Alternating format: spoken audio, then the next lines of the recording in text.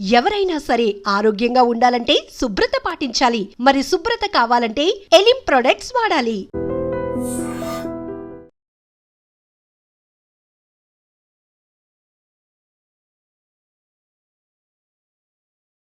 నమస్కారం, నేను డాక్టర్ శ్రీనివాస్ చెల్లిమెల, సంస్కృతి కేరళ ఆయుర్వేద క్లినిక్ నుంచి మాట్లాడుతున్నాను. ఈరోజు మనం డిస్కస్ చేసుకునే టాపిక్ వచ్చేసి ఇరిటబుల్ బౌల్ సిండ్రోమ్. దీన్నే కామన్గా మనం వినేది ఐబిఎస్ అంటాం. సో ఇది ఎందుకు దీని గురించి మాట్లాడాలి అంటే, చాలామంది ఐబిఎస్తో సఫర్ అయిన వాళ్ళు అసలు వాళ్ళకి ఆ ప్రాబ్లం ఉంది, దాన్ని ఐబిఎస్ అంటారని కూడా తెలుసుకోలేని కొన్ని సిచ్యువేషన్లు ఉంటారు. ఎందుకు అంటే, ఒకసారి దీని లక్షణాలు చూసుకుంటే కూడా మీరు చూస్తే కొన్ని సందర్భాల్లో లూజ్ మోషన్స్ అవుతూ ఉంటాయి, కొన్ని సందర్భాల్లో కాన్స్టిపేషన్ ఉంటుంది, అసలు మోషనే పాస్ అవ్వదు, కొన్ని సందర్భాల్లో మోషన్ వెళ్ళినా మళ్ళీ వెళ్ళాలి అని ఉంటుంది. అంటే ఎట్లా ఇబ్బంది అంటే, సోషల్గా కూడా మన ఆఫీస్కి వెళ్ళిన తర్వాత మోషన్ పాస్ చేసిన తర్వాత మళ్ళీ ఏదైనా మీటింగ్స్లో అట్లా ఉన్నా కానీ వాళ్ళ థాట్ ప్రాసెస్ అంతా కానీ మళ్ళీ అది కడుపులో మోషన్ పాస్ చేయాలన్న ఫీలింగ్లోనే ఉంటారు. అలానే మీరు చూసుకుంటే కొన్నిసార్లు గ్యాస్ట్రిక్ ఇరిటేషన్ ఉండడము, మానసిక ఒత్తిడి వల్ల కూడా ఈ ప్రాబ్లం చూస్తుంటాం. అంటే ఎప్పుడు డల్గా ఉండటము, చాలా మటుకు ఈ కండిషన్, ఈ ఇరిటబుల్ బౌల్ సిండ్రోమ్లో చూస్తాం. దీన్నే ఆయుర్వేదంలో చూసుకుంటే ఇది ఒక పైత్యానికి సంబంధించిన ఉదరగత వ్యాధి. అంటే మన సిస్టమ్, ఉదరము అంటే స్టమక్లో ఉండే ఆర్గాన్స్కి ఎటువంటి ఇబ్బంది వచ్చినా దాన్ని ఇన్ ఏ బ్రాడ్ లాంగ్వేజ్లో ఉదరగత వ్యాధీస్ అంటాం. సో దాంట్లో ఎప్పుడైతే మనం తీసుకునే ఫుడ్ మన శరీరం అబ్జర్వ్ చేసుకొని, మన శరీరానికి కావాల్సిన న్యూట్రియంట్స్ని తీసుకొని, మన శరీరానికి అవసరం లేనిది అది మనం మోషన్ ద్వారా పాస్ చేస్తాము. ఇది జనరల్గా మన మెటబాలిక్ డైజెషన్ ప్రాసెస్. అది ఇక్కడ ఏమవుతుందంటే, లివర్ అనేది చాలా క్రూషియల్ పార్ట్, ఇక్కడ చాలా ప్లే చేస్తుంది.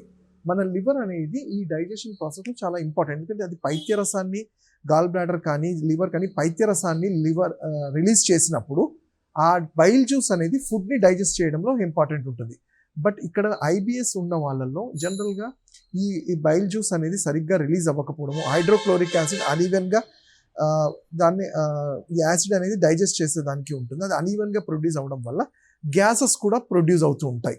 మీరు ఇంకా లిటిల్గా చూసుకుంటే ఏమవుతుందంటే, మన పెద్ద పేగుల్లో ఉండాల్సిన మ్యూకస్, తడి లాంటి పదార్థము, దాన్ని పెరిస్టాల్టిక్ మూవ్మెంట్ కోసం యూజ్ అవుతుంది. అది డ్రై అయిపోవడం వల్ల ఫుడ్ రిగజిటేట్ అయి పైకి ఎగదన్నట్టు అవ్వడము, వామిటింగ్ సెన్సేషన్ లాగా ఉండటము చూస్తాము. దీని లక్షణాలుగా చూసుకుంటే ఏంటంటే, ఎప్పుడు అజీర్తి లాగా, ఇండైజెషన్ లాగా, మోషన్కి వెళ్ళినా మళ్ళీ వెళ్ళాలనడము, ఆర్ వెయిట్ లాస్ అవ్వటము, అండ్ ఎప్పుడు కొంచెం దిగాలుగా ఉండటము, ఇవన్నీ చూస్తూ ఉంటాం. మరి దీన్ని గుర్తించటము మనం తెలుసుకున్నాం కదా. అంటే జనరల్గా ఏంటంటే, ఎటువంటి స్టమక్ రిలేటెడ్ ప్రాబ్లమ్స్ ఉన్నా అన్నీ ఐబిఎస్ అనము, కానీ ఐబిఎస్లో మిగతా ఉండే గ్యాస్ట్రైటిస్ అన్ని లక్షణాలు ఈ ఐబిఎస్లో మనం చూస్తూ ఉంటాము. దానికి ఇంకొక కారణము, రెండు కారణాలు చూసుకుంటే, మనము దాన్ని చిన్నప్పటి నుంచి మన ఇమ్యూనిటీ కొంచెం తగ్గడం వల్ల, ఆ సరైన టైంకి ఫుడ్ తీసుకోకపోవడం ఒక రీజన్ అయితే, కొన్ని సందర్భాల్లో మన యాంగ్జైటీ లెవెల్స్, దీన్నే యాంగ్జైటీ న్యూరోసిస్ అంటారు. మనిషి తెలియకుండానే యాంగ్జియస్గా ఫీల్ అవ్వటం, అంటే నాకు ఏదో అవుతుందని ఒక బాధ, భయంతో ఉండడం వల్ల ఈ గ్యాస్ట్రిక్ జ్యూసెస్ అనేవి అన్ఈవెన్గా ప్రొడ్యూస్ అవుతాయి. అంటే ఒక విషియస్ సర్కిల్లో ఏదో అవుతుందని భయపడ్డము, ఆ భయపడడం వల్ల ఈ గ్యాస్ట్రిక్ జ్యూసెస్ ఇంకా అన్ఈవెన్గా ఉండి ఈ డిస్టర్బెన్సెస్ జరుగుతుంటాయి. కాబట్టి దీంట్లో ఒక కారణంగా చూసుకుంటే యాంగ్జైటీ న్యూరోసిస్ కూడా ఒక కారణంగా చూసుకుంటాం. మరి దీనికి ట్రీట్మెంట్ ఏంటి అంటే, ఫస్ట్ ఆయుర్వేదంలో ఏ ట్రీట్మెంట్ స్టార్ట్ చేయాలన్నా బాడీ క్లిన్జింగ్ అంటాము. ప్రాపర్గా మన శరీరంలో పేరుకున్నవి ఫస్ట్ క్లీన్ చేయాల్సి ఉంటుంది. దానికి మేము ఎంచుకునే పద్ధతి వీరేచన క్రియ అంటాము. అంటే కొన్ని మందుల్ని ఔషధాలలాగా ఇచ్చి మన స్టమక్లో ఉండే పేరుకుపోయిన మనీలన్నీ కూడా త్రూ వీరేచన పద్ధతి ద్వారా క్లీన్ చేయటం. ఇది అయిన తర్వాత బాడీకి ఇమ్యూనిటీ, అంటే ఇంటెస్టైన్స్కి ఇమ్యూనిటీని పెంచడం, దానికి కావాల్సిన స్ట్రెంగ్త్ని ఇవ్వడానికి మన ఎలా డైట్లో ఎలా చెప్తామంటే, ఈజీగా అబ్జర్వ్ అయ్యే డైట్, ఎక్కువ ఫైబర్ ఉండే ఫుడ్. ఎందుకంటే మనం బాడీ క్లీన్స్ చేయడంలో ఫైబర్ కూడా చాలా ఇంపార్టెన్స్ ఉంటుంది. లైక్ ఫ్రూట్స్ కానివ్వండి, అలానే వెజిటబుల్స్ కానివ్వండి, వాటర్ కానివ్వండి, ఇవన్నీ కూడా బాడీలో హైడ్రేషన్ పెంచుతూ ఫైబర్గా పనిచేస్తాయి ఫ్రూట్స్ అనేవి. అలానే ఔషధాలుగా చూసుకుంటే దీనికి మనకి గృహ చిట్కాలు అంటాం. దానికి మనకి దొరికే మారేడు కాయ, దాన్నే బిల్వఫలం అంటాము. తీసుకొచ్చి ఒక వారం 10 రోజులు ఆ బిల్వ ఫలాన్ని మనకి తీసుకొచ్చి వారం 10 రోజులు దాన్ని ఎండలో డ్రై చేసిన తర్వాత పౌడర్ చేసుకొని రోజు చెంచాడు పౌడర్ తీసుకోవటం వల్ల ఎంతో కొంత ఈ ఇంటెస్టైన్స్ మీద ప్రెషర్ తగ్గుతూ పెరిస్టాల్టిక్ మూమెంట్ పెంచడంలో హెల్ప్ అవుతుంది. అలానే ఆయుర్వేదిక్లో చాలా మంచి ఔషధాలు చెప్పబడ్డాయి.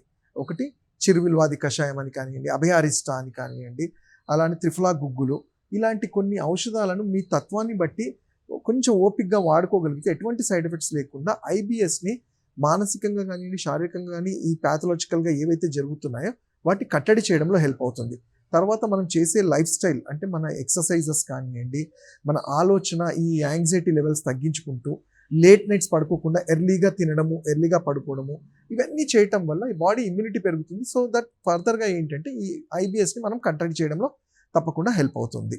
సో ఇంకా వీటి గురించి తెలుసుకోవాలంటే నన్ను నా పర్సనల్గా వచ్చి నా క్లినిక్స్లో కలవచ్చు. నా నంబర్ 7658909501.